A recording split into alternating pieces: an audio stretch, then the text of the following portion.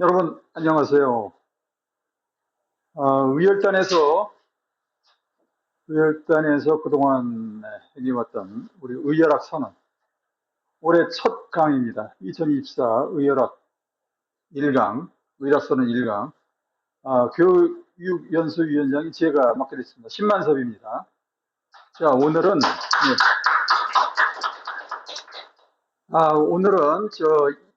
1강, 올해 들어서 이제 1강인데, 1951년도 샌프란시스코 강화조약과 뒤틀어진 한일 관계라는 제목으로 강의를 하도록 하겠습니다.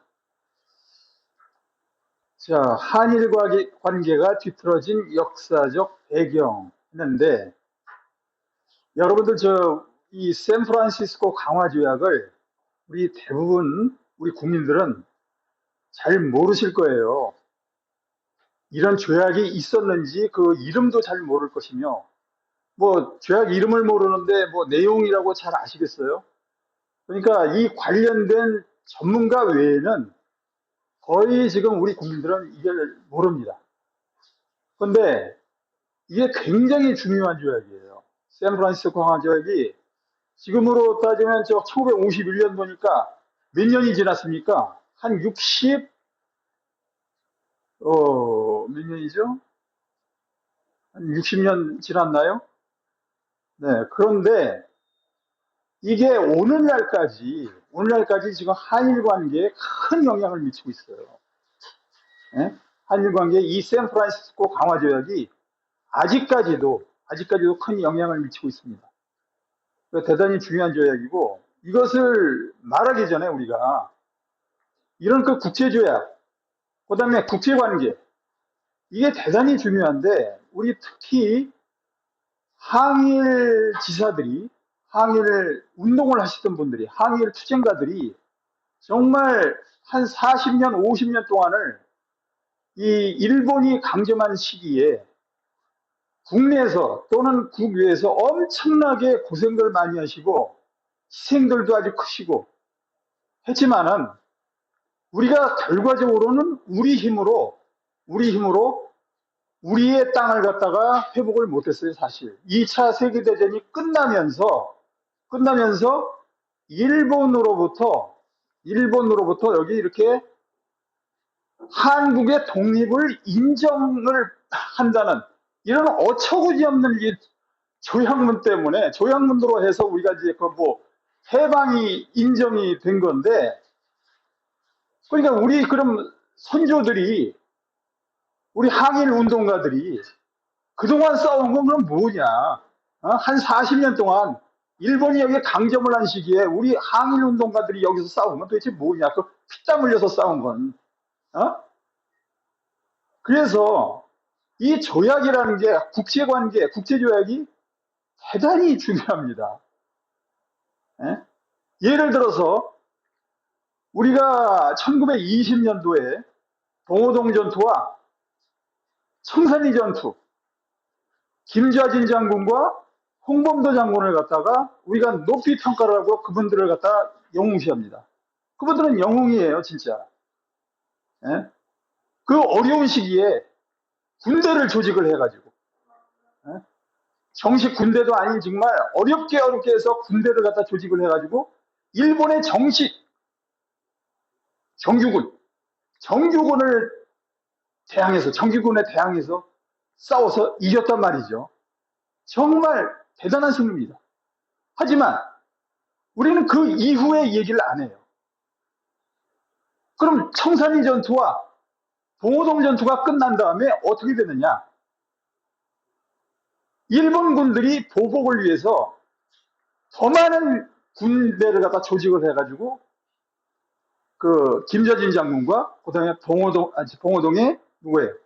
홍범도 장군을 갖다가 뒤쫓습니다. 그 부대를 갖다 뒤쫓아요. 그러니까 거기에서 추격을 받으니까 그 두 명의 장군들과 부대원들이 이제 피신을 하는 겁니다. 위쪽으로. 어디로 가느냐? 밀산이라는 곳으로 가요. 밀산이 어디입니까? 중국, 그 다음에 연해주, 그 경계에 있어요. 거기에 다 집합을 합니다. 집합을 했는데 거기서 다시 어디로 모이느냐? 러시아, 당시에 이제 소련 땅이죠. 소련 땅의 연해주 옆에 아무르주가 있어요. 아무르주의 자유시라는 곳으로 거기에 집결을 하게 됩니다. 거기서 전부 우리 저 항일 운동가들, 항일 운동 부대들 그쪽으로 집결을 하라 하는 그런 하여튼 신호가 있었어요. 그래서 그쪽으로 자유시라는 곳으로 이제 이동을 하는데 거기가 스노보르드 뭐 소련어 러시아로는 이제 그렇게 얘기하는데 그게 이제 우리말로 뭐냐 그러면 자유로운 이런 뜻이랍니다. 그래서 이제 거기에 우리가 이제 자유시 그렇게 얘기를 하는데 거기에 모였어요. 다 모였습니다. 우리 저 항일운동한 사람들, 청산리, 봉오동 전투뿐만 아니라 거기 일대에서 간도, 만주에서 투쟁을 하던 그 부대들이 거기에 모였어요. 그런데 소위 사회주의 운동을 하던 상하이파와 그 다음에 이르크츠크파들 사이에 싸움이 일어났어요. 알력이 있었어요. 대단한 알력이 있었어요. 그 알력 때문에 결국은 소련군들이 거기에 진입을 해가지고 우리에 들어왔던 독립군들, 항일 투쟁가들에게 그 부대들 전부 무기를 갖다가 전부 내려놓으라고 했어요. 무기를 내려놓고 다 무장 해제하라. 그런데 일부 일부 부대들이 거기에 응하지 않았습니다. 아니, 우리가 왜 거기에 무기를 내려놔야 되느냐? 하면서 거기서 반항을 했어요. 그랬더니 소련군들이 결국은 우리 항일 부대에게 총을 갖다 켜놓고 총으로 난사를 했습니다. 그래서 상당한 피해를 봤어요. 거기서. 그러면서 쫓겨 전부 뿔뿔이 흩어졌습니다. 그 다음에 홍범도 장군은 거기에 그대로 무기를 갖다가 다 내려놓고 홍범도 부대 다 무기를 내려놓고 무장해제한 다음에 그냥 또 연해주에 머물게 됐어요. 자, 결국은 이런 식으로 다 값진 고생을 했던 그 부대원들이 전부 이렇게 해서 전부 멸절을 하게 돼버리고, 그 다음에 또 무슨 일이 일어났느냐? 도망간 새에 일본군들이 보복을 한다고, 청산리 봉오동 전투에 보복을 한다고 간도 일대 있던 우리 동포들, 조선인 동포들을 갖다 거기 무자비하게 학살을 했어요. 그게 이제 경신찬변입니다. 그 해가 경신년이었어요. 그래서 경신찬변이라고 부르고 또는 간도 대학살 이렇게 부르는데, 거기서 얼마나 희생이 됐냐면 한 5,000명, 공식적으로는 한 3,000 몇 명이 희생이 됐다고 그러는데 비공식적으로는 지금 10,000명 가까이가 거기 민간인이 일본군들의 보복에 의해서 학살이 됐다고 얘기를 해요. 그러니까 도대체 뭐가 남은 거냐 도대체. 그렇게 해서 싸웠지만은, 그런 빛나는 승리는 했지만은 결국은 남은 게 뭐냐? 그 뒤에 사실상 자유시에 가서 다 사살당한 우리 항일 부대들로 해서 다 부대는 다 흩어지고, 그 뒤에 무장투쟁이 한 10년 이상 공백기가 있었습니다. 없어요. 그러니까 1935년도 김원봉 선생이 조선의용대를 갖다 창설하기 전까지 우리의 정식 부대가 없어요. 항일 부대라고 하는 게 없었습니다. 이런 식으로 큰 희생을 났어요. 또 무슨 일이 있었느냐? 1932년도부터 36년도까지 소위 민생단 사건이라고 있어요. 그거는 민생단 사건은, 민생단이 어떤 단체냐면은 친일단체예요. 조선인, 당시에 일본이 만든 조선인과 일본인들이 섞여 있는 친일단체인데, 그들이 만주에 가서 중국 공산당에 비를 갖다가 후벼 파는 그런 밀정 짓들을 한 겁니다. 민생단이 그런 역할을 했어요. 근데 거기에 그 밀정들 때문에 민생단이라는 그 밀정들, 이 이간질을 시키고 분열을 시키고 중국 공산당 원들을 갖다가 분열을 시키고 하는 바람에 중국 공산당이 당연히 거기에 대해서 경계를 하고 그다음에 거기에 그 밀정들을 갖다 색출하려고 했겠죠. 그 색출을 하는 과정에서 그 밀정이 아닌 또 민생단 단원도 아닌 사람들이 거기에 섞여가지고 무자비하게 또 학살을 당했어요. 그게 조선인들이에요. 조선인들이 또 무자비하게 학살을 당합니다. 그래서 거기서도 뭐 몇백 명, 한 2, 300명인가가 또 희생을 당합니다. 그 중에 한 명이 누구냐면은 김산이에요. 우리 잘 알지 않습니까? 김산도 바로 그 민생단 사건에 연루가 돼가지고 그렇게 해서 희생을 당한 예? 사례입니다. 그 다음에 또 우리 의열단의 후신이 아까 얘기했죠? 조선의용대. 조선의용대가 나중에도 어디 가서 싸웁니까? 태양산에 가서 중국 공산당과 같이 연대해서 싸워요. 근데 그때 당시에 우리 조선의용대 군인들이 얼마나 거기서 앞장서서 싸웠어요.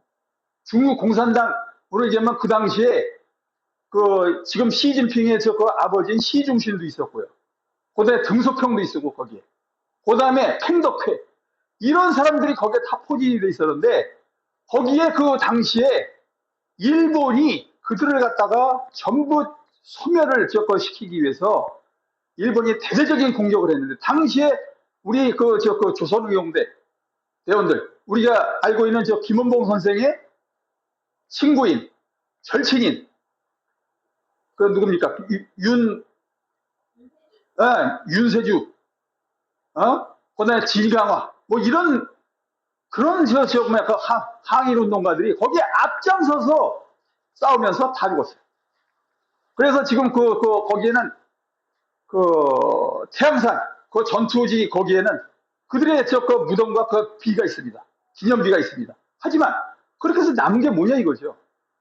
즉 제가 얘기하고자 하는 것은 우리가 그렇게 피 흘려서 열정을 가지고 일본 놈들에 대항을 해서 싸우지만은 나중에 보면은 결국은 이 지략에 의해서 또는 외교 관계라든지 그다음에 나라 간의 그런 어떤 서로 이해관계 이런 거에 의해서 결국 우리가 뒤통수를 얻어맞는 그리고 우리한테는 남는 게 별로 없는 이런 결과를 가져왔단 말이죠. 자, 우리 아까도 내가 얘기했지만 우리가 광복을 했을 때 1945년도 광복을 했는데 엄청난 희생이 있어서 40년 가까이 엄청난 희생을 했지만 결과적으로 남은 게 뭐냐.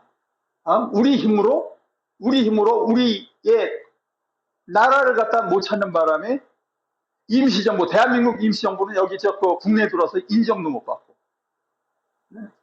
이런 사태가 벌어져요. 근데 바로 이 샌프란시스코 강화조약도 또 하나의 그런 사례라 이겁니다. 샌프란시스코 강화조약은 1951년도 미국 샌프란시스코에서 맺어진 일본과 연합국 사이의 평화조약이에요. 이건 이제 전쟁이 끝나면은 세계대전, 1차 세계대전도 그랬고, 2차 세계대전도 그랬고, 전쟁이 끝나면은 이제 강화조약을 맺습니다. 또 다른 말로 평화조약이에요. 1차 세계대전 끝나고 나서는 그 평화조약이 어디서 맺어졌습니까? 파리, 베르사유 조약이죠. 베르사유 조약이 맺어졌고, 그 다음에 2차 대전이 끝나고는 유럽에서는 강화조약이 없었어요. 왜 그러냐면 독일이 동서독으로 나뉘어 있었기 때문에 그렇게 하진 않았습니다. 여기 태평양, 동아시아 태평양에서 일본과 패전국인 일본과 그 다음에 미국을 비롯한 48개국 간의 강화조약이 맺어졌어요. 이게 51년도입니다. 51년도. 근데 이 샌프란시스코 강화조약에 여기 좀 보세요.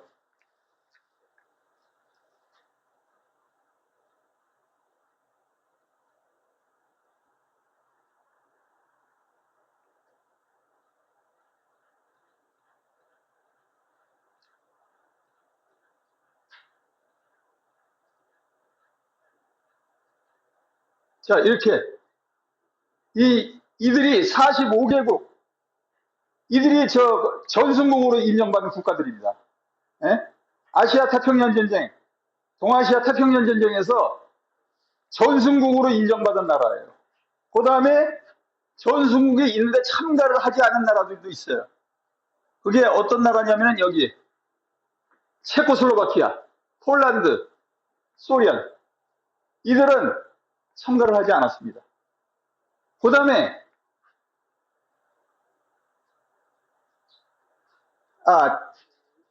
참가를 했으나 강화조약을 체결하지 않은 나라네요. 여기 이 나라들은. 그 다음에 여기 불참한 나라들은 버마, 인도, 유고, 하여튼 그 동아시아 태평양 전쟁에 저도 이렇게 많은 나라가 여기에 참가한 줄은 몰랐어요. 그리고 이들이 다 아까 얘기했지만 45개국이 다 전승국으로 대접을 받습니다. 전승국으로 인정을 받아요.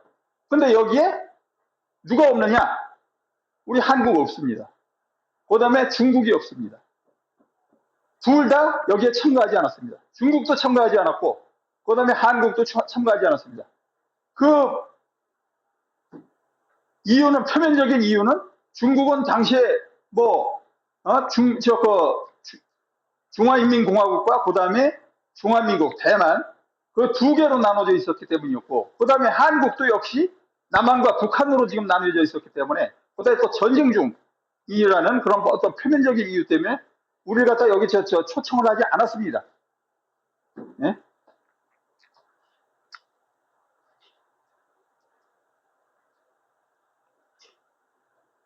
자, 이렇게 많은 나라들이 참가를 했는데, 여기서 지금 중요하게 봐야 될 게, 이 조약에서 중요하게 봐야 될 게, 자, 여기서 이제 일본이 완전한 주권을 갖다가 인정을 받습니다. 완전한 주권.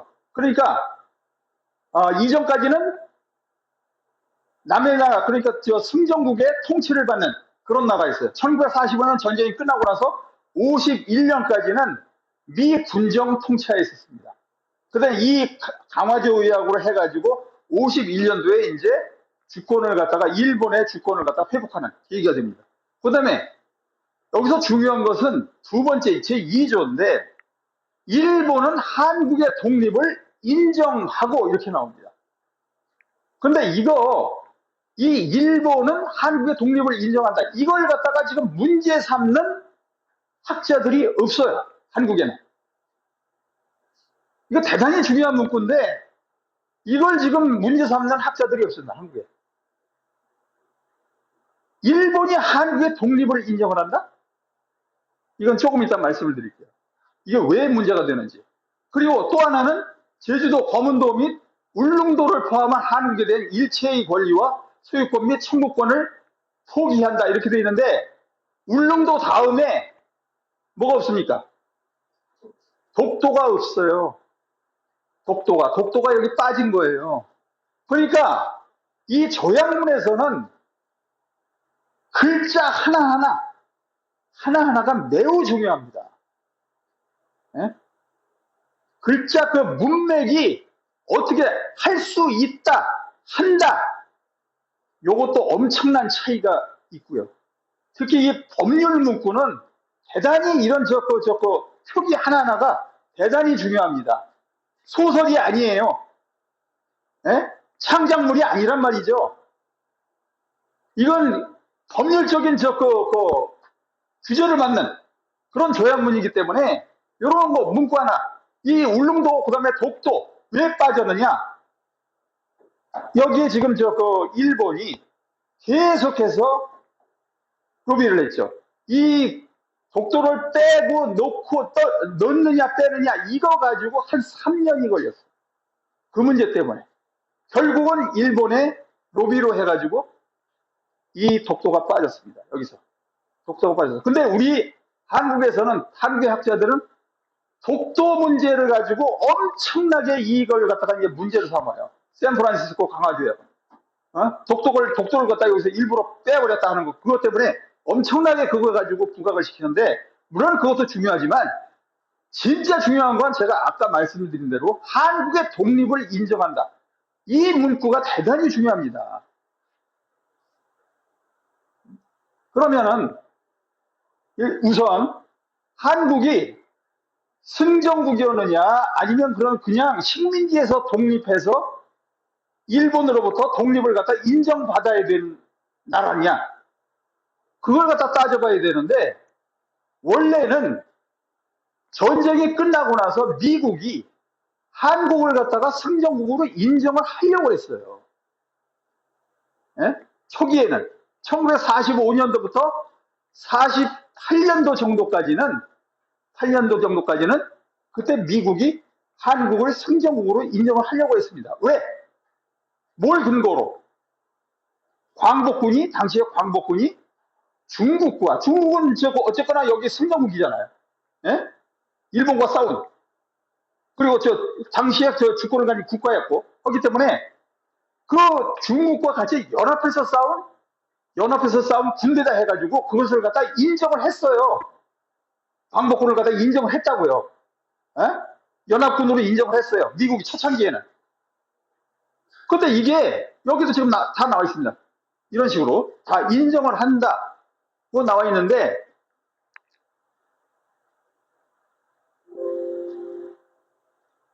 언제부터 이게 달라지느냐?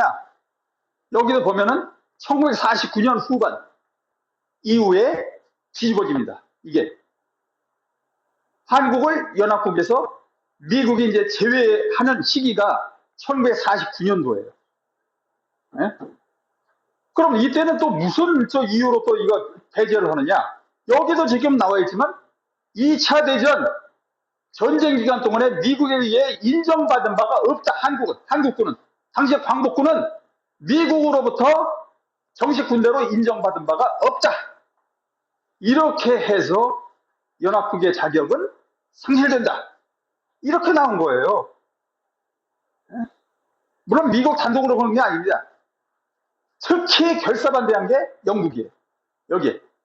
영국이 결사반대를 했는데, 그렇다고 해서 영국이 주도적으로 그렇게 한 건 아닙니다. 뒤에서 누가 로비를 했느냐 하면은 일본이에요. 당시에 일본이 처음에는 미국에 로비를 합니다. 여기 한국이 연합국 승전국으로 들어오면 안 된다고 로비를 했는데, 아까도 얘기했듯이 미국은 거기에 대해서 별로 그렇게 반응을 보이질 않아요. 일본의 그런 태도에 대해서. 그러니까 그게 안 되니까 그 다음에 영국한테 쫓아갑니다. 일본이. 당시에 일본 총리가 누굽니까? 요시다 시게루 총리가 영국을 찾아가서 한국을 승전국에서 빼라. 왜? 여기 지금 조선인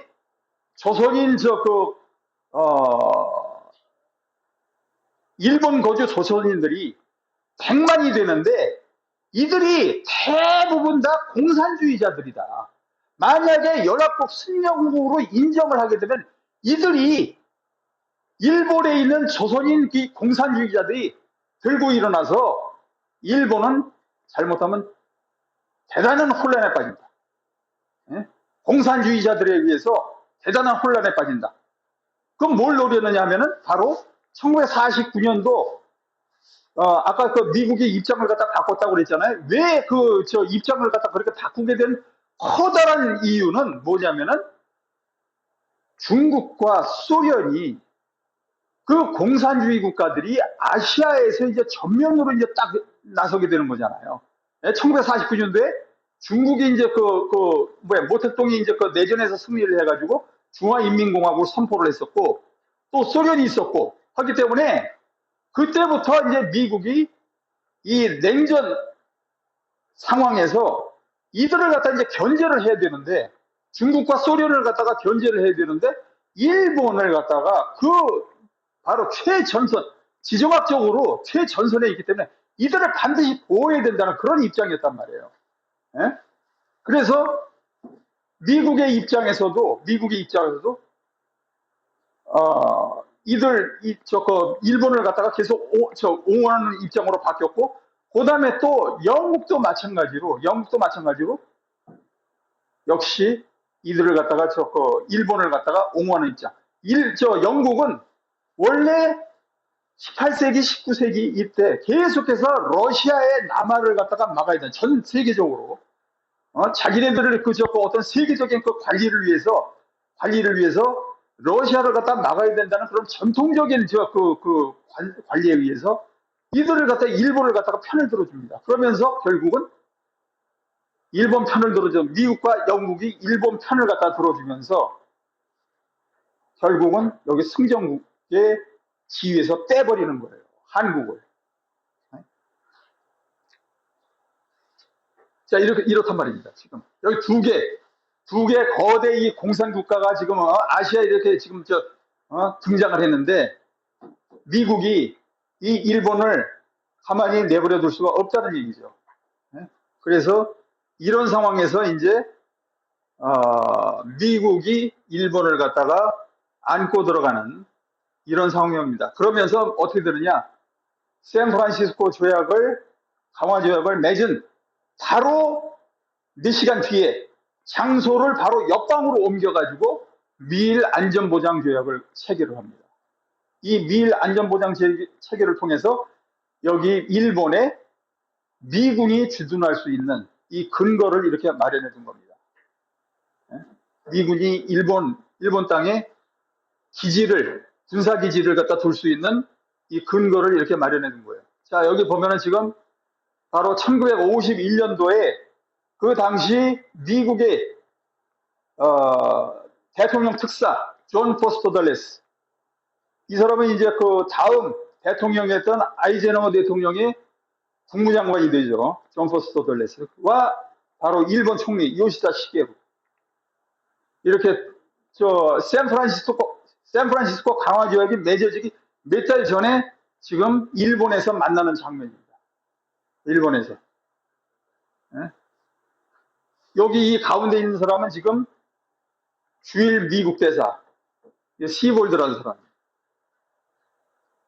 자, 이게 바로 이제 1951년도 이렇게 해서 9월 8일 날 샌프란시스코 오페라 극장에서 이렇게 강화 조약이 맺어지게 됩니다. 요시다 시게루 총리가 지금 사인을 하고, 여기서는 지금 당시에 미국 국무장관이었던 딘 에치슨 라인 아시죠? 바로 그 에치슨입니다. 네, 에치슨 국무장관이 지금 사인을 하는 장면입니다. 자, 이래서 그 샌프란시스코 조약이 그럼 또 어떤 결과를 낳느냐? 1965년도, 당시에는 이제 우리나라에서 박정희 정권이었죠. 박정희 정권에서 한일 기본조약을 맺어요. 그 이전에도 이제 한일 관계 정상화를 하는 거죠. 그 이전에 1965년 이전에 한일 관계는 정상화가 안 됐죠. 대사급으로 정말 그 외교 관계가 수립이 돼 있지 않았죠. 예? 이승만 정권 시절에 이승만 대통령이 상당히 일본에 강경한 입장으로 되어 있기 때문에, 물론 협상을 갖다가 서로 하자는 얘기는 계속 있었지만, 일본과 협상을 하자는 계속 얘기는 있었지만 결국은 되질 않았어요. 그리고 이승만 대통령은 굉장히 하여튼 일본에 대해서 강경한 입장이었죠. 더군다나 그 식민지 배상금으로 24억 달러를 갖다 요구를 했어요. 이승만 대통령이. 근데 한일 기본조약을 통해서 우리가 받은 배상금은 아니에요. 하여튼 원조금, 지원금이 얼마입니까? 총 우리가 무상으로 받은 건 3억. 그 다음에 정보 차관으로 받은 건 2억. 그 다음에 상업 차관으로 3억. 무상으로 받은 건 딱 3억밖에 없어요. 예. 하여튼 총 8억입니다. 그런데 이승만 대통령 1945년도 이후 24억을 요구했어요. 당시 돈으로. 굉장히 큰 돈이죠. 자, 그런데 이 한일 기본조약이 이제 1965년 정식으로 이제 이때까지 대사급 교환이 안 됐던 한일 관계가 이 한일 기본조약으로 대사급 교환이 되면서 이제 정상화가 됩니다. 한국과 일본의 외교 관계가 정상화가 돼요. 근데 그 조약 내용이 뭐냐? 그 조약 내용 중에서 문제가 된 게 뭐냐? 지금까지 이제 계속해서 아주 골치 아픈 문제로 남아있는 여기 이겁니다. 자, 제2조입니다. 한일 기본조약 제2조에 1910년 8월 22일 이때가 어떤 날이에요? 1910년 8월 22일이면 어떤 날입니까? 한일 병합 조약이 체결이 되고 공식 선포가 된 날이죠. 23일이 이제 국치일이죠. 8월 24일 다음 날이요.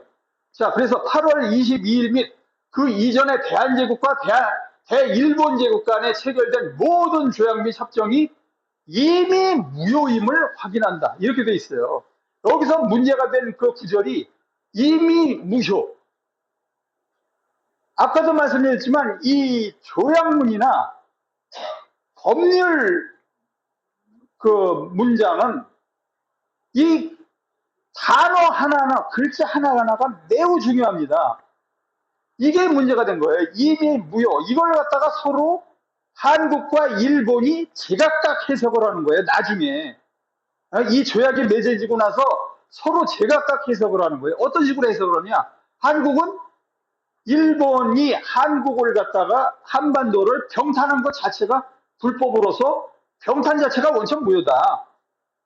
이렇게 우리 쪽에서는, 우리 한국에서 주장을 하는 거고, 일본은 병합계약은 저게 1910년도에 맺어진 병합계약은 합법이었다. 하지만 1945년도 해방을 기점으로 해서 무효다. 그 이전엔 뭐라는 얘기예요, 그러니까. 병합계약은 유효다. 하는 얘기예요. 1910년도부터 1945년도까지는 지네들은 이 병합계약은 유효, 합법이다, 유효다고 얘기하는 거예요. 그렇게 해석을 한 거예요. 이미 무효라는 것을 갖다. 이 이미가 바로 이들이 이렇게 서로 제각각 여기는 언제 1910년도 맺어진 하여튼 병탄 자체가 불법, 맺어진 것 자체가 불법이고, 여기서는 그게 아니라 1945년도를 기점으로 해서 그 이전 거는 이전 거는 유효고, 그 이후에는 하여튼 요거 이후에는 유효다. 무효다. 이렇게 얘기를 하는 겁니다. 자, 이게 바로 1965년 한일 기본조약을 맺는 광경입니다. 이게 어디냐 하면은 일본 총리관저입니다. 일본 총리관저에서 1965년도에 지금 그 한일 기본조약을 맺는 광경입니다. 그리고 나서 한일 기본조약을 맺고 나서 바로 그 뒤에 같은 날 한일 청구권 협정을 또 체결을 합니다. 한일 청구권 협정을 체결하는데 그 주요 내용이 아까도 말씀드렸지만 제1조에는 지금 무상원조 3억 달러, 그 다음에 정부 차관, 일본 정부 차관 2억 달러, 그 다음에 여기는 지금 오는데 상업차관으로 3억 달러를 갖다가 10년 기간에 걸쳐서 행한다. 이렇게 돼 있어요. 10년 기간에 걸쳐서. 근데 이게 배상금이 아니라는 거예요. 배상금이 아니라 어떤 명분으로 줬느냐?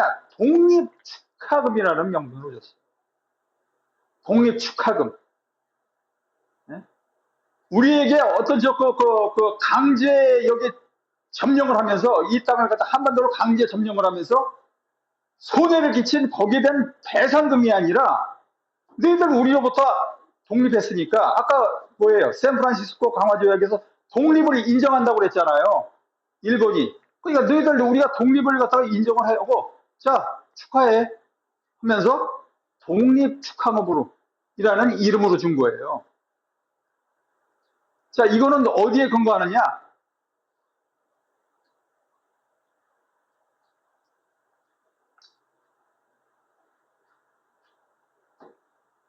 자, 보세요. 이게 한일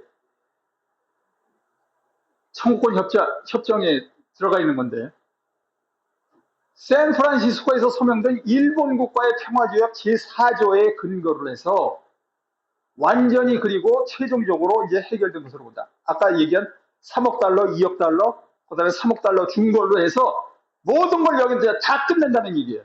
이걸로 완전히 그리고 최종적으로 해결된 것으로 한다. 이렇게 돼 있어요. 그 근거를 어디에 뒀느냐? 샌프란시스코 강화조약 제4조. 그러니까 한일 기본조약과 한일 청구권 협정 이것이 그 협정이 단독으로 맺어진 게 아니라 그 근거를 갖다가 샌프란시스코 강화조약에 둔다는 거예요. 이게 중요한 겁니다. 예? 어떻게 보면 상당히 논리적이에요. 굉장히 논리적이라고요. 예? 이게 그냥 만들어진 게 아니라 지금 한일 기본조약도 지금 그냥 이게 맺어지는 게 아니라 그냥 우리가 지금 1951년도에 샌프란시스코 강화조약을 맺었는데 거기 4조에 보면 이런 내용이 있다 해서 그걸 근거로 해서 이렇게 딱 집어넣은 거예요. 굉장히 논리적으로 치밀하죠. 그 다음에 제2조 3항에 보면은 동일자 이전에 발생한 사유에 기인하는 것에 관해서 어떠한 주장도 할 수 없는 것으로 한다. 끝이다 이거예요. 이제 이걸로 다 모든 것은 다 해결된다. 여기 이제 동영상이 있는데 이걸 한번 보십시오. 한 3분 정도 되는데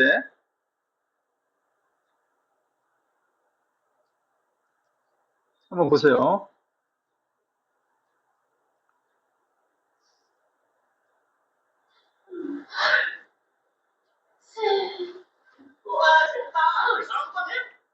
그래서 이제 우리가 일본으로부터 받은 금액이 약간 무상 3억 그리고 유상 2억 맞나요? 이 액수가 과연 적절한지 좀 의문이 들거든요. 제대로 따서 봤나요? 일본이 샌프란시스코 평화조약을 체결하면서 어떤 나라한테 배상을 했냐면 태평양 전쟁에 전락했던 인도차이나, 버마, 인도네시아 이런 나라들한테만 배상을 했습니다. 한국은 51년 샌프란시스코 평화회담 때는 초대하지 못했습니다. 그래서 서명하지 못했고 연합국을 인정하지 못했기 때문에 배상이 없었습니다. 청구권만 인정이 된 것이죠.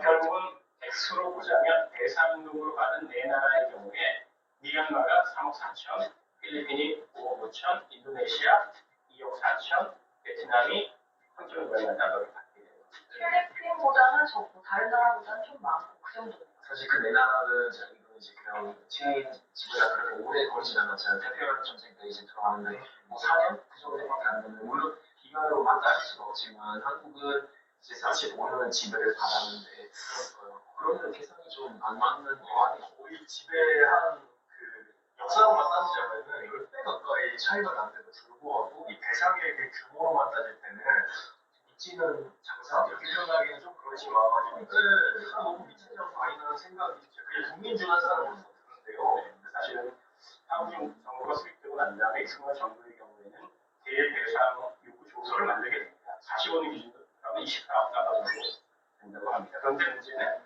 샌프란시스코 평화협정에서 한국은 연합국 지위가 부정이 돼서 배상을 못 받게 됐습니다. 단순히 청구권만을 요구하는 거죠. 재산 및 청구권에 관한 순수한 법률적인 청구권만을 요구하게 됐는데 이게 이제 한국 정부의 추산으로는 장민 정부 때까지 한 18억, 20억 달러 왔다 갔다 하는 정도의 금액이었다고 볼 수 있습니다. 그래도 이승만 대통령의 어떤 일본한테도 그 한 가지를 진짜 좀 인정해도 될 것 같은데 20억 달러는 저 사람 냈어야 한쪽으로 일본 되게 많잖아요. 이승만 정권 때 약 20억 달러였는데 갑자기 그 3억 달러가 되버린 거예요. 이거 뭐 과격하게 하는 것도 아니고. 진짜 세계도 이런 세 했으면은 그 사장님이 미쳤어요. 그러잖아요. 자, 이렇습니다. 이 내용을 보면은 지금 식민지 배상 얘기가 나와요. 식민지 배상. 예? 그런데 여기 지금 대단히 지금 약간 혼동돼서 지금 논리가 지금 혼동이 돼가지고 지금 말들을 하는 게 있는데 뭐냐면은 식민지 배상을 지금 하는 사례가 없어요. 세계적으로. 식민지를 당한 나라 치고 식민지 배상을 받은 나라가 거의 없습니다. 아까도 얘기했지만은 3억 달러, 우리가 그 상업 차원까지 8억 달러를 일본으로부터 받았다고 그랬는데 일본은 어떤 명목으로 줬다고 그랬습니까? 배상금이 아니라 독립축하금이에요. 그러니까 한국은 당시에 너희들은 우리의 정복된 상태에서 거기서 해방이 되는데 거기에 대해서 우리가 어쩌가 독립을 인정을 하고 샌프란시스코 조약에 독립을 인정한다고 돼 있으니까 독립 축하금으로 너희들한테 우리가 하사를 하겠다. 원조금을 주겠다는 얘기예요. 원조금. 배상금이 아니라 그냥 원조금, 독립 축하금이라는 이름으로 이렇게 준 거예요. 그런데 식민지 배상을 하면은 식민지 배상은 여기서 자꾸 식민지 배상 얘기가 나오는데 지금 세계적으로 식민지 배상을 한 사례가 없어요. 일본이 자꾸 이 얘기를 하는 겁니다. 전 세계적으로 봐라. 식민 종주국들이 프랑스, 영국, 일본, 프랑스, 영국, 그 다음에 유럽의 많은 나라들이 식민지를 가지고 있었지만 그 식민지에 대해서 배상한 나라 있냐? 없다. 일본의 논리가 또 이거예요.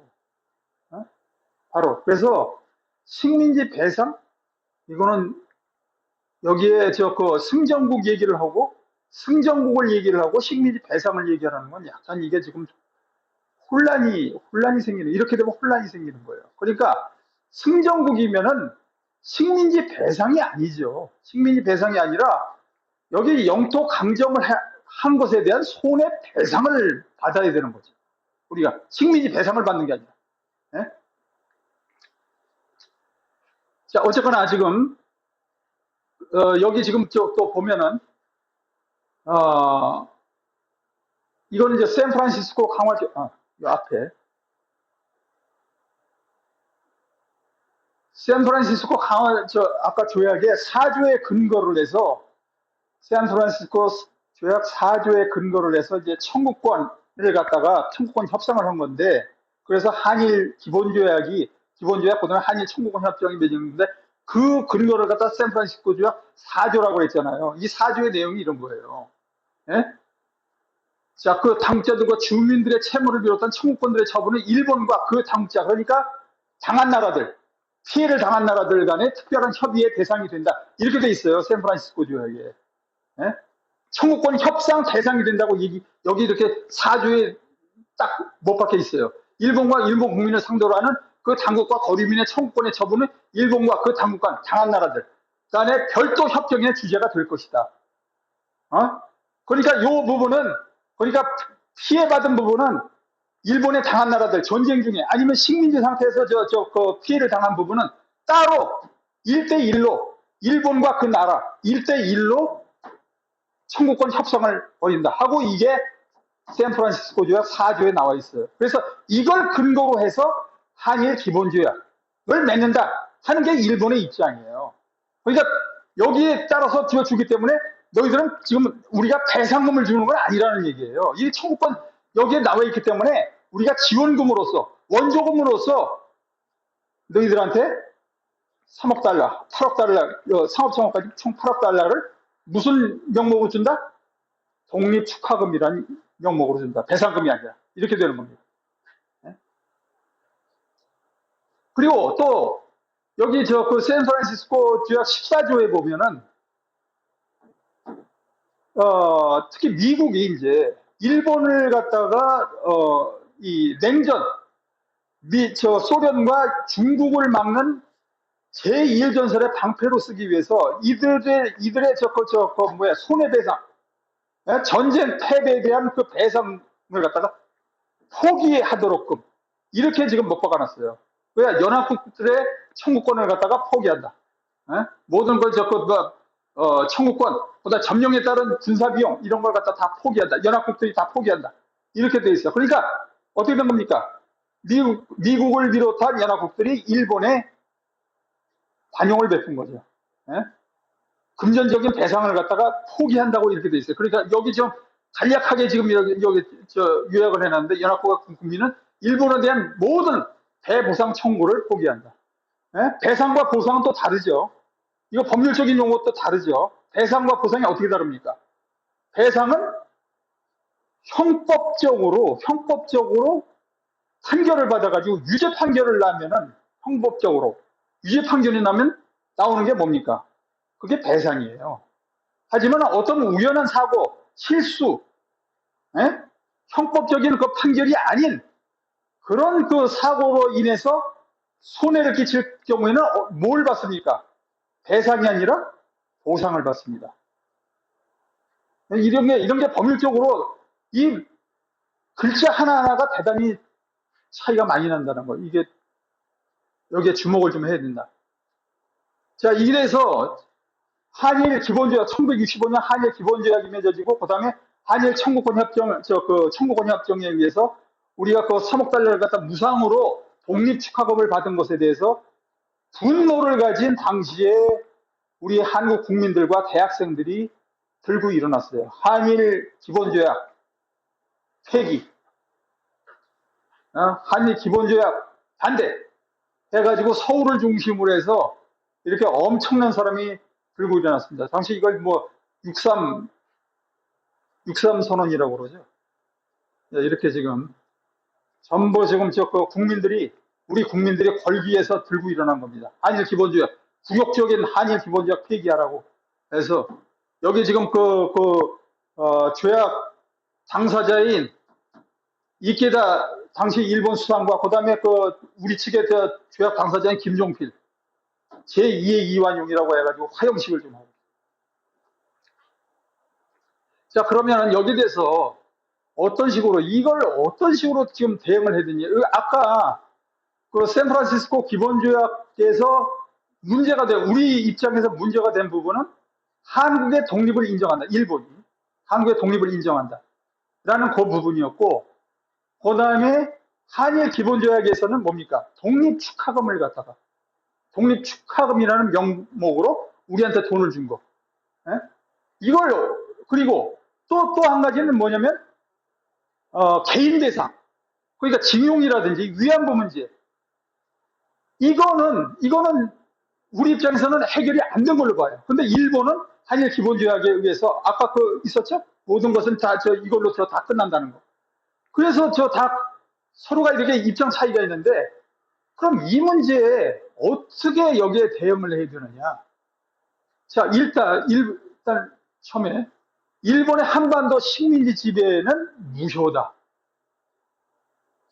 이것부터 좀 토론을 해야 돼요. 그러니까 식민지 지배는 무효라고 우리가 주장을 해야 된다는 거예요. 일본의 한반도 식민지 지배는 무효라는 거. 여기 지금 이미 무효, 아까도 얘기했지만 이 한일 기본조약 제2조 이미 무효라고 그랬는데 우리 한국 쪽에서는 뭐라고 했습니까? 35년 지배는 불법 강점이고 불법 강점이고 무효다. 병탄조약 자체가 1910년 맺어진 8월 22일 맺어진 그 병탄조약 자체가 병합조약이죠. 한일 병합조약. 그거 자체가 우리는 무효라고 보는데 우리가 무효라고 주장하는 게 그게 우리 입장에서는 맞는 거예요. 그래서 식민지 지배는 무효다. 식민지가 아니라는 얘기입니다. 그건 식민지 지배가 아니라는 얘기예요. 단지 일본이 한반도를 갖다가 우리 영토를 갖다가 강점을 했다. 35년간 강점을 했다는 그런 식으로 해석을 해야지. 그런데 일본 같은 경우는 뭐라고 주장을 하느냐면 그 당시에 1910년도 병합조약은 자기네들은 합법이다라고 얘기해요. 그때 것은 유효다고 얘기해요.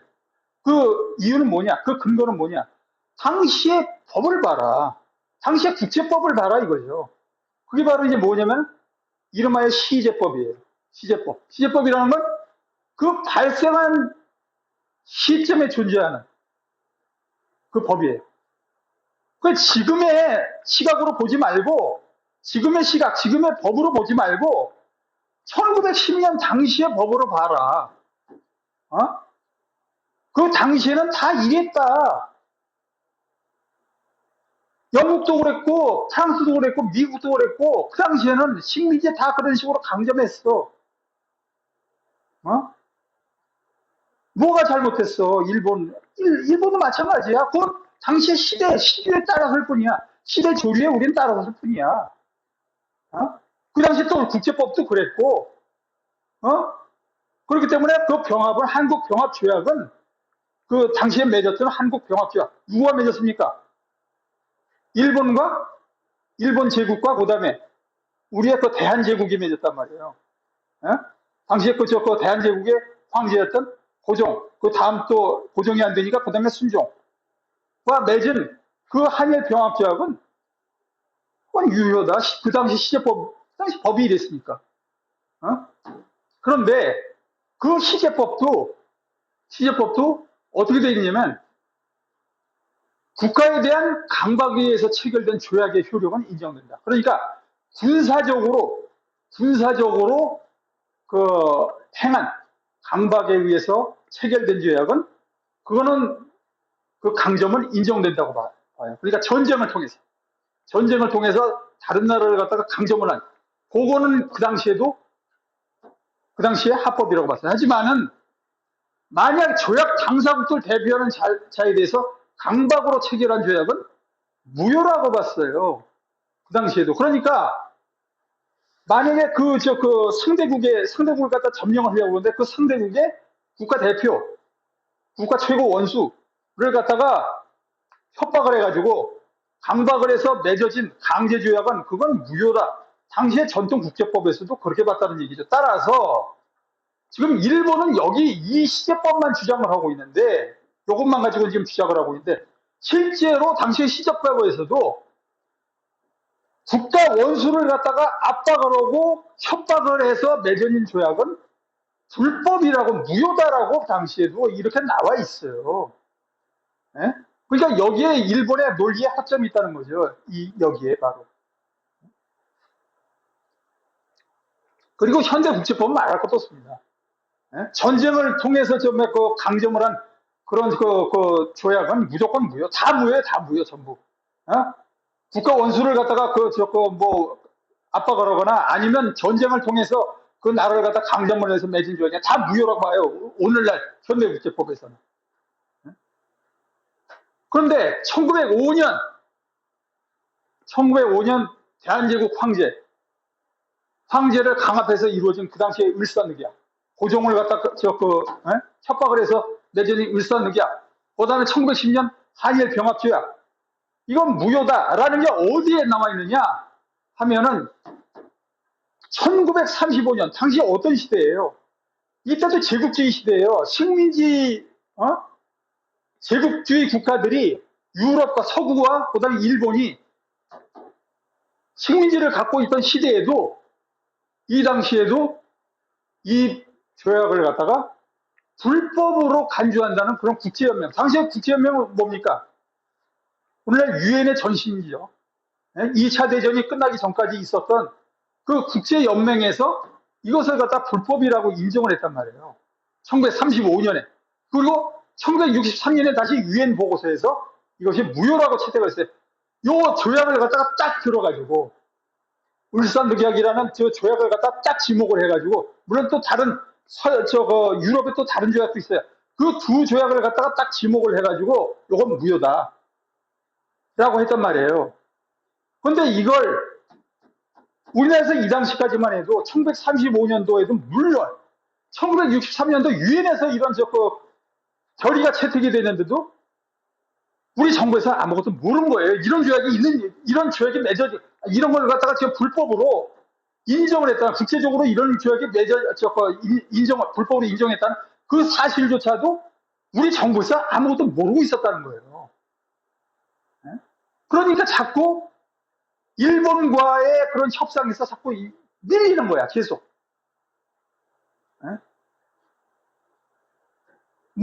외교관계, 그 다음에 외교 협상을 하면 자꾸 이런 게 부족하니까, 이런 세계적으로, 국제적으로 이런 정보가 부족하니까 자꾸 밀리는 거야. 이것도 어떻게 알았느냐? 국제연맹 보고서에 이런 게 있다는 것을 누가 짚어내느냐? 일본 학자들이 이것을 갖다가 지적을 해서 우리가 아는 거예요.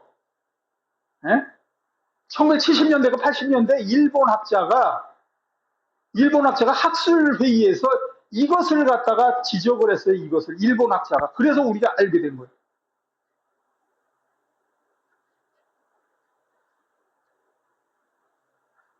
여기 보면은, 그래서, 이 대한민국이, 당시에 그 대한제국이 불법으로 강점을 일본이 불법으로 우리 그 한반도를 갖다가 강점을 했고, 그 다음에 그것이 국제적으로 무효라고 이미 이제 공식화가 됐잖아요. 그러면은 그 한반도는 당시에 일본의 식민지를 인정을 하지 않는다는 얘기예요, 그거는. 예? 한반도는 일본의 식민지로 인정하지 않는다는 그 뜻이 되는 거거든요. 그럼 뭐예요? 결국은 일본은 우리 한반도를 강제로 불법 점령을 하고 있었다 하는 거예요. 식민지가 아니라 불법으로 우리 영토를 갖다 점령을 하고 있었다. 그러면 그럼 정부는 어디 있느냐? 정부는 망명을 해서 중국에 있었다. 중국에.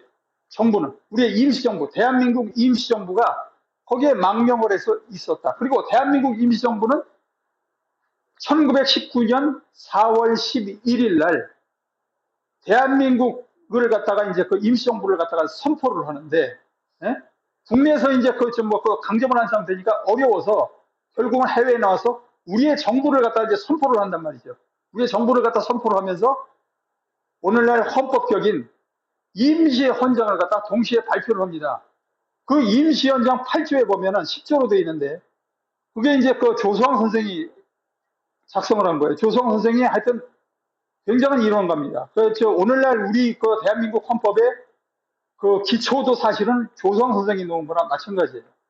예? 근데 그 조성황 선생이 그 작성한 이 임시헌장, 대한민국 임시헌장 10개조로 되어 있는 이 8조에 보면 대한민국은 구황씨를 우대함 이렇게 돼 있어요. 이게 굉장히 중요한 겁니다. 구황씨를 우대한다는 건 뭐예요? 대한제국, 고전과 순종의 대한제국을 갖다가 인정을 한다는 거예요. 국가로서 그들이 그 고전과 순종, 그 다음에 대한제국이 뭐 어떻게 정치를 했건 어쨌거나 우리 국가 인격으로서, 우리의 국가 인격으로서 인정을 한다는 거예요. 이게 뭐냐면 국제법상으로는 국가의 통일성 및 계속성이라는 거예요. 이게 대단히 중요합니다. 그러니까 우리는 그것을 갖다가 계승을 했다는 얘기예요.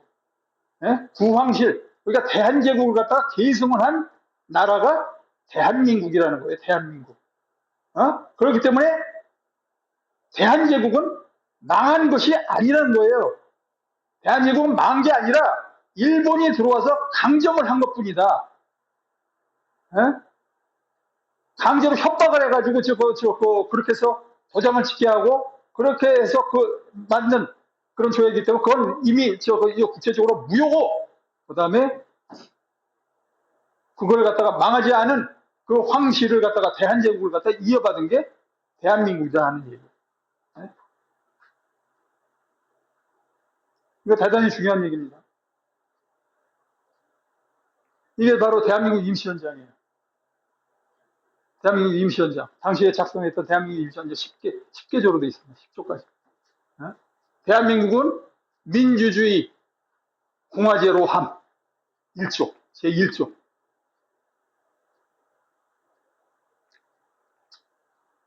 그래서 이 승전국의 지위를 갖다가 우리가 승전국의 지위를 확보를 해야 되는데 바로 뭐냐? 그럼 대한민국은 망하지 않았어요. 대한제국 망하지 않은 대한제국을 갖다 우리가 계승을 했어요. 대한민국이. 그리고 대한민국이 또 광복군과 그다음에 조선의용대 하여튼 여러 군대를 갖다 조직을 해가지고 일본에 대항을 해서 싸웠어요. 정식 군대를 가지고 싸웠어요. 그리고 아까 미국의 존 포스터 널레스도 얘기했지만은 중국과 같이 연합을 해서 싸운 것을 인정을 해서 연합국의 지위를 주려고 했어요. 초기에는. 예? 샌프란시스코 조약을 맺기 조약 협상을 하는 초기에는 연합국의 지위를 갖다 우리를 주려고 했단 말이에요. 예? 그렇기 때문에 우리는 승전국의 지위를 다시 찾아야 된다는 거예요. 승전국의 지위를. 승전국의 지위를 찾는 건 뭐냐? 우리는 당시 식민지가 아니었다는 얘기예요.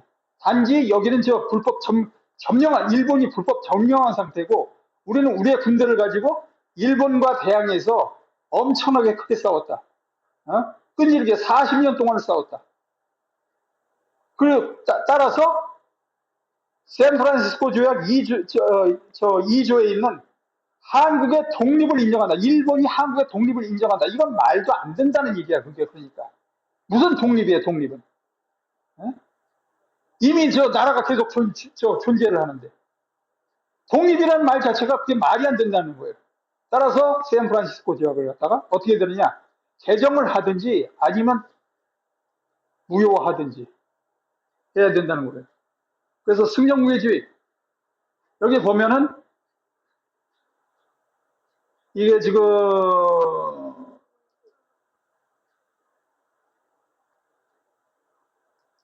신문 기사인데 한겨레 기사에 이거 보십시오.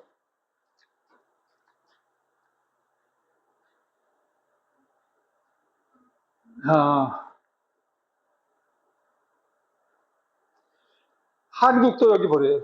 한국도 조약 초안에는 연합국의 일원으로 표기되어 있었으나 일본의 강경한 반대로 나중에 미국이 빼버렸다. 아까 그건 제가 말씀드렸죠. 그다음에 그리해서 의병운동과 3.1운동, 상해 임시정부, 중국적 항일 전투부대 참가를 비롯한 중국 및 한중 국경지역, 한일 무장투쟁 등 항일 무장투쟁 등 끝없이 피해 항쟁을 벌여온 한국은 제외되고 어이없게도 연합국 미군의 피점령지가 됐고 별 관련도 없는 도미니카 공화국, 아까 한 45개국이 됐죠. 네, 승용국이. 이런 나라들이 승용국에 들어와 있는 거예요. 피 흘려서 싸운 40년 피 흘려서 싸운 대한민국은 여기에서 쏙 빠져버리고 무슨 코스타리카니 뭐 에콰도르, 엘살바도르 이런 나라들이 승용국에 들어와 있는데 이게 말이 되느냐는 얘기예요, 지금. 따라서 샌프란시스코 조약은 저거는 무효화해야 된다. 그래서 지금 이런 운동들이 지금 일어나고 있습니다. 샌프란시스코 조약 무효화를 위한 운동들이 일어나고 있어요. 이거는 지금 피렌체 식탁이라고 참여연대에서 지금 운영하는 아마 사이트인 모양인데, 여기 김용호 교수라고, 이 양반은 원래 뭐 국제관계학도 아니고 이과 전공이고 노무현 정권 때 산업자원부 장관을 한 사람인데, 하여튼 이게 샌프란시스코 조약 무효화를 위해서 지금 열심히 나서고 있더라고요. 이 사람이 얘기하는 것은 하여튼 이걸 우리가 너무 국제 정세를 너무 모르고 항상 조금 불리한 협상을 해왔고, 그 다음에 지금 아까 을사늑약이라든지 그 다음에 한국병합조약 이런 것들이 국제연맹이나 그 다음에 1963년 유엔에서 그것이 무효화됐듯이 이 샌프란시스코 강화조약도 이것도 무효화하도록 우리가 노력을 해야 된다는 그런 입장이에요, 지금. 그래서 지금 여기 한일 관계 근대사 용어, 지금 우리가 조선이 멸망했다는 그 말을 많이 쓰는데 이렇게 쓰면 안 된다는 얘기예요. 아까도 내가 얘기했죠. 국가의 계속성이라는 거. 그걸 갖다가 좀 명심해서 조선 멸망, 망국이니 이런 말을 쓰면 안 된다는 얘기예요. 이런 용어를 갖다가. 그 다음에 일제, 이것도 좋은 용어가 아닙니다. 그냥 일본이에요. 네? 그 다음에 식민지, 우리가 식민지가 아니라는 얘기예요. 식민지니 이런 자학적인 용어를 써서는 안 된다는 얘기예요. 네? 우리 스스로가 자학적인 용어를 써서는 안 돼요. 독립도 왜 우리가 독립이냐? 독립이라는 건 어디에 매여 있다가 아니면은 새로 부족들의 그런 부족 간의 그런 나라였다가 새로운 국민국가로 태어났을 때, 탄생했을 때 독립이지. 우리는 역사가 얼마입니까? 5,000년 역사를 가지고 있다고 얘기를 하는데, 그런 나라가 독립이라고 이 용어를 쓰면 되겠어요? 우리가 신생국이에요? 네? 우리 대한민국이 신생국입니까? 그건 아니라는 얘기예요. 그래서 독립이라는 용어를 쓰면 안 된다. 독립이라는 용어도. 그 다음에 그 독립군이라는 용어도 그것도 별로 좋은 용어가 아니다. 그래서 예? 그 항일 지사라든지 항일 부대라든지 이렇게 그 쓰는 것이 마치 독립이란 뭐 독립기념관 이것도 고쳐야 된다. 뭐 몇몇 그 학자들이 저 독립기념관 천안에 있는 독립기념관 이름을 갖다 좀 바꾸자. 뭐 우리가 저 식민지에서 막 짓고 뭐 저 그 벗어난 짓고 그런 구차한 나라냐? 왜 독립기념관이냐? 항일기념관으로 해라 차라리. 그런 식으로 좀 이름을 바꾸라는 얘기도 있고. 건국절 이것도 마찬가지로 무슨 건국절이야 건국절. 지금 저 뭐 건국전쟁 그 논쟁 저 다큐 영화가 지금 상영이 되면서 이게 논란이 벌어지고 있는데 건국절도 1948년 건국절 이거는 이승만 대통령도 뭐라고 그랬냐면 1948년도에 그때 정부 수립하면서 기념식을 하면서 뭐라 그러냐면 건국 30년이라는 얘기를 해요. 거기 어디에요? 뭐죠? 당시에 중앙청 앞에서 연설할 때 건국 30년이라는 얘기를 해요. 당시에. 그러니까 1919년 그 당시에 대한민국 임시정부가 선포된 그 날을 갖다가 건국이라고 봤던 거예요. 이승만도. 근데 지금 건국전쟁 틈 놈들 이거 정말 제대로 지금 뭘 알고 저러는 건지 한번 보세요. 그 동영상 한번 찾아보세요. 이승만의 연설, 그 당시의 연설 한번 찾아보세요. 건국 30년이라고 계속 얘기를 합니다. 따라서 건국절은 1919년 4월 11일이 건국절이에요. 대한민국 임시정부가 선포됐던 그날이. 근데 병합이란 말, 이건 일본 애들이 지금 만들어낸 거. 합병이라고 하기도 뭐하고, 합방이라고 하기도 뭐하고. 합방은 나라가 있다. 나라방자 아니에요, 합방. 방자가 그 나라방자 아니에요. 그러니까 대등한 입장에서 이렇게 정말 합친다는 그런 의미니까 또 일본이 또 저 꺼려 했고. 그래서 그 합병을 갖다 거꾸로 한 병합이라는 그 단어를 쓴 건데, 일본 애들이. 에? 우리는 그지 여기다가 앞에다가 이제 요게 좀 어색하니까 좀 뭐 강제 병합 이렇게 쓰는데 병합이 아니라 병탄이죠. 에? 탄이 무슨 탄자입니까? 삼킬 탄자 아니에요. 이거 그걸 갖다 저 병탄이지 어떻게 해서 병합이라는 그 용어를 씁니까? 자, 여기서 또 문제가 되는 게 이제 식민지 배상 요구예요. 식민지 배상 아까도 말씀드렸지만 식민지 배상을 한 나라가 없어요. 전 세계적으로 식민지 종주국들이. 여기 지금 요건 르몽드 프랑스 르몽드에 나와 있는 그 기사 제목인데 강제 노역, 식민지 강제 노역. 이거 프랑스가 인정해야 된다. 프랑스 제국이 인정해야 된다. 이렇게 얘기를 하고 있어요. 르몽드는 중도 좌파 신문이에요. 그러나 걔네는 중도 좌파 신문이라 그런지 몰라도 그 식민지 시절에 프랑스가 식민지 시절에 강제 노역시킨 거 그거 인정해야 된다 하고 이렇게 얘기를 하고 있어요. 에? 하지만 프랑스 정부는 인정 안 하고 있어요. 여기 신문은 그렇게 지금 인정해라 하고 하지만 정부는 공식적으로 인정을 안 해요. 그 다음에 미국도 어떻습니까? 미국의 그 인디안 원주민들 있죠? 그거 인정 안 해요. 유감 표명은 해요. 인디안들 그 학살한 거 유감 표명은 하지만 배상은 안 한다. 그게 원칙입니다. 걔네들은. 유감 표명은 하지만 배상은 안 한다. 유감이지만 배상은 안 한다. 네? 그러니까 사과라는 것은 정치적으로 사과를 한다는 것은 그냥 아유 잘못했습니다. 이게 아니에요. 사과를 한다는 의미는 뭐냐? 상대방에게 배상금을 물어주고 그 다음에 자기네들 나라에서 잘못한 사람들, 인사들을 갖다가 전부 다 색출을 해가지고 다 조사를 한다는 그런 의미예요. 예? 거기에 연관된 사람들을 갖다가 전부 조사를 해서 다 불러들여가지고 형벌을 주고 조사를 하고 그게 이제 국제적으로 외교적으로 사과를 하는 겁니다. 그런 사과를 하려고 그러겠어요? 안 한다고. 그러니까 유감이지만 배상은 안 한다. 이렇게 나와요. 자, 니콜라 사르코지 2007년도 당시의 그 대통령, 프랑스 대통령 뭐라 그럽니까? 식민지 역사 뉘칠 필요 없다. 이렇게 나와요. 그다음에 독일 같은 경우에 나미비아 식민지 대학살 요즘 와서 사과는 했어요. 사과는 하지만은 유감 표명이에요. 배상은 안 해요. 대신 뭘 합니까? 일본처럼 일본이 우리에게 했던 것처럼 지원금이라는 명목으로 줘요. 원조금이라는 명목으로 돈을 줍니다. 절대 배상금이라는 용어를 안 써요. 네?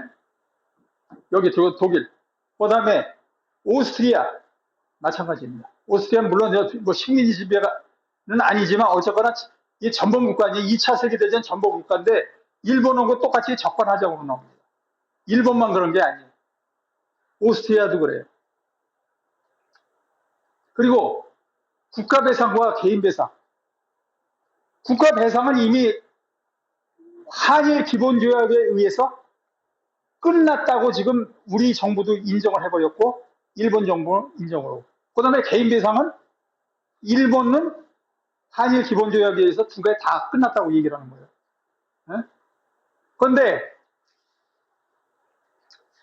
한국은 이 개인배상은 아직 안 끝났다고 보는 겁니다. 개인배상은. 더군다나 당시에 비공식 문서에 보면은 65년 당시에 개인 청구권 해결은 아직 해결되지 않았다고 그렇게 얘기들 하고 있고, 그런데 2018년도인가에 그때 고노 일본 외상이 강제징용 개인 청구권은 소멸 안 됐다 하고 얘기를 했어요. 이건 왜 그러느냐면은 얘네들이 강제징용 개인 청구권 소멸이 안 됐다고 한 이유는 소련 시절에 소련이 일본군 거기에 그 사할린에 이제 그 일본이 있었단 말이에요. 일본 군들이 있었어요. 근데 소련이 이제 밀고 내려오면서 1945년대 밀고 내려오면서 포로로 잡았어요. 일본 군들을 갖다 포로로 잡았어요. 그들을 포로로 잡아주고 강제 노역을 시켰습니다. 근데 그걸 갖다가 개인 청구권 차원에서 배상을 하라고 요구를 하고 있는 거예요. 일본이 소련에게. 그러다 보니까 자기네들은 지금 소련에다 대고 과거 소련에다 대고 그 배상을 요구하는데 여기에 지금 개인 청구권을 갖다가 들이미는 거예요. 그러니까 이게 논리가 지금 안 맞으니까 여기 한국에다 대고는 개인 청구권 없다고 얘기하는 게 이게 논리가 안 맞으니까 여기서 이제 비비 꼬이는 거죠. 근데 얘들이 어떤 식으로 지금 얘기를 하느냐, 일본이. 이 문제에 대해서. 물론 청구권은 인정한다. 하지만 이에 바탕한 배상 판결은 없다. 그러니까 최고재판소에서 그렇게 얘기를 하고 있어요. 일본 최고재판소에서. 그러니까 이게 지금 이런 식으로 하여튼 그 논리를 갖다가 이제 비비 꼬아가지고 지금 얘기를 하고 있습니다. 자, 그리고 마지막으로 그 위안부 문제하고 그 다음에 강제징용 문제하고 요거를 지금 우리 아직도 지금 이게 풀리지 않은 문제인데 이게 한일 갈등 문제로 지금 남아 있는데 이거를 어떤 식으로 풀어야 되겠느냐 하면은 이 반인륜 범죄를 적용을 해라. 이 문제에 대해서. 그러니까 과거 2차 세계대전 끝나고 나서 뉘른베르크 재판이 있었는데 독일을 대상으로 해서 뉘른베르크 재판이 있었는데 그때 바로 뭐가 있었느냐, 여기에 죄명에 반인륜 범죄가 있어요. 이걸 통해서 뭐 나치에 협력한 자들, 그 다음에 유대인 학살에 그 가담한 자들을 갖다 이 반인륜 범죄를 갖다 적용을 해가지고 처벌을 합니다. 물론 이제 그 뉘른베르크 재판 광경인데, 물론 이제 그 일본 도쿄 재판이 있었죠. 46년부터 48년도까지 도쿄 재판, 정식으로는 이제 국제 군사 재판이라고 그러는데 여기에서도 물론 반인륜 범죄가 있었어요. 하지만 이 반인륜 범죄에 적용을 받은 일본 인들은 없습니다. 다 빠져나갔어요. 다 빠져나갔습니다. 그리고 특히 뭐 난징학살이라든지 세균전, 위안부, 징용인 강제동원 이걸로 해서 반인륜 범죄 적용을 받은 사람은 하나도 없어요. 이게 도쿄재판 환경입니다. 근데 여기 지금 EBS에서 이제 그 강의를 했었는데 위대한 수업이라고 요새도 강의를 하죠.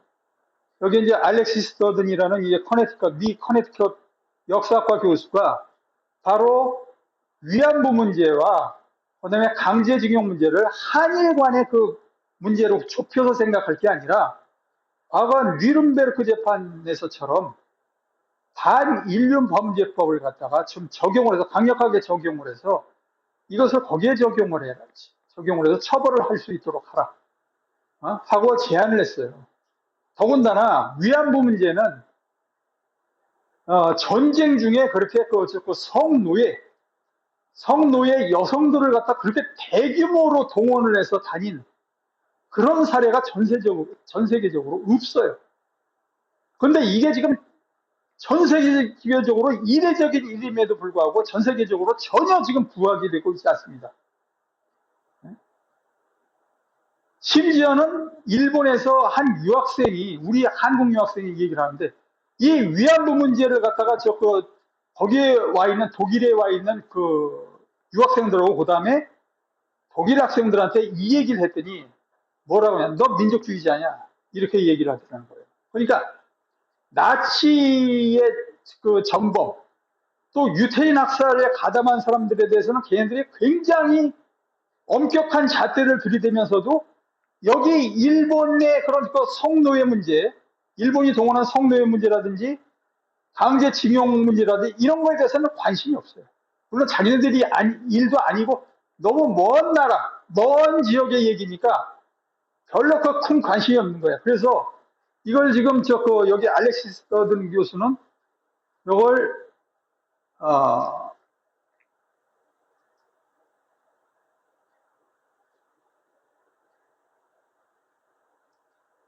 반인륜 범죄로 적용을 해서 처벌해라 하고 얘기를 하고 있어요. 자, 여기서 한번 그 내용을 보세요.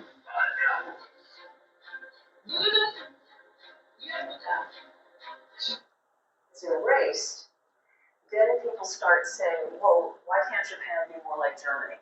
Why has Japan not owned up to its responsibilities in the current contemporary world, reducing this deep history to just a very few incidences, when in fact it was a very substantial population of people.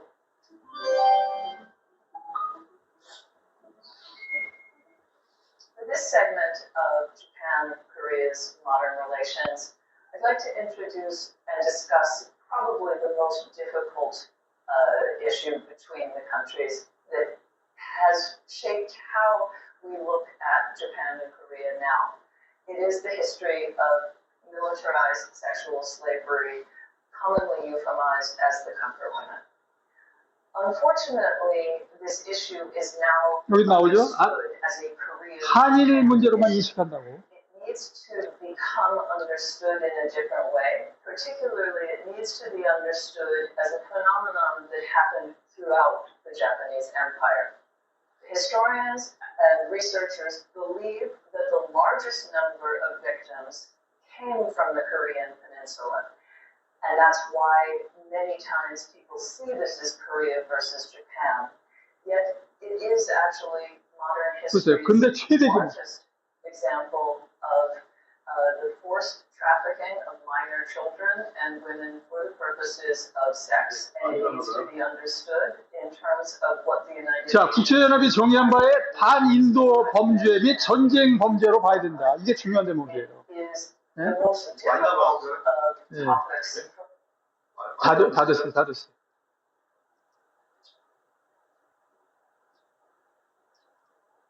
자, 더군다나 지금 이 공소시효가 이제 없습니다. 이런 반인륜 범죄에 대해서는 공소시효가 없다고 지금 1968년도 유엔에서 지금 채택이 됐고요.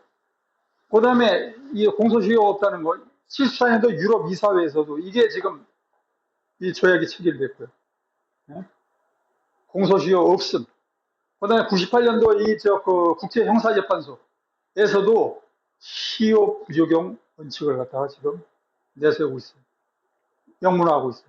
따라서 과거에 한 70년 전에, 70년, 80년 전에 있었던 일이지만 바로 우리 한일 관계 문제를 볼 것이 아니라 반인륜 범죄, 이 유엔이 인정을 하는 반인륜 범죄로 이 문제를 좀 부각을 시켜야 된다. 이렇게 봐야 된다는 얘기입니다. 네, 이상입니다. 네. 지금 1시간 넘었죠? 마지막에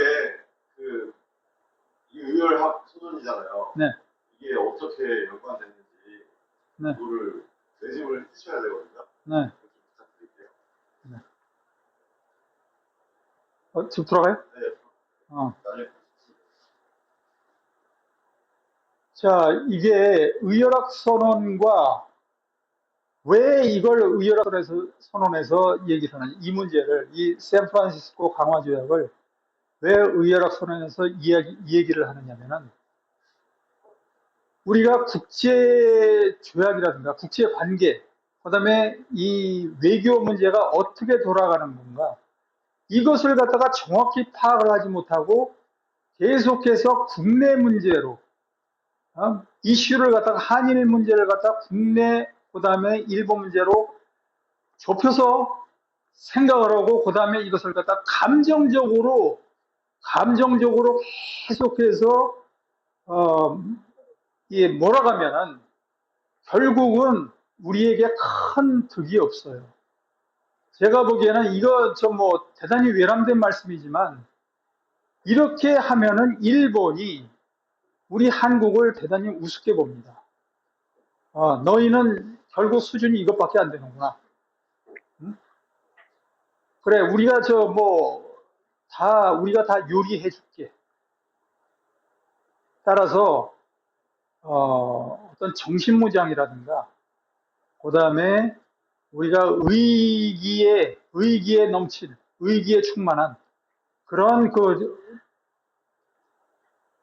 자세도 우리 중요하지만은, 정작 우리가 이러한 넓은 세계에서 일어나는 일을 갖다가 제대로 모를 때 어떻게 얼마나 큰 손해가 오는지, 아까도 보셨지만은 문구 하나하나 때문에, 네? 국제조약이라든지 국제법이라든지, 그 다음에 국제관계에서 나오는 그런 법 문제, 하여튼 이런 문구 하나하나 때문에 나라의 운명이 좌우가 되고, 그 다음에 국가의 이해관계에 엄청난 영향을 미친다는 것. 따라서 이런 문제들을 갖다 우리가 폭넓게 알아야 된다. 단지 그냥 아자 으쌰 해가지고 그렇게 해서 해결될 문제가 아니다. 나라와 나라 사이의 문제는 그렇게 해서 해결될 문제가 아니다. 우리가 여기서 지금 의열단이 체력 단련, 그 다음에 정신 단련, 정신 무장 단련, 그런 것도 좋지만은, 이러한 문제를 갖다가 우리가 좀 제대로 지식을 쌓고 여기에서 지혜를 얻어야 그야말로 오늘날 우리가 살아나가는, 그리고 우리가 이 의열단을 갖다가 현대화시킬 수 있는 좋은 계기가 될 거라고 생각합니다.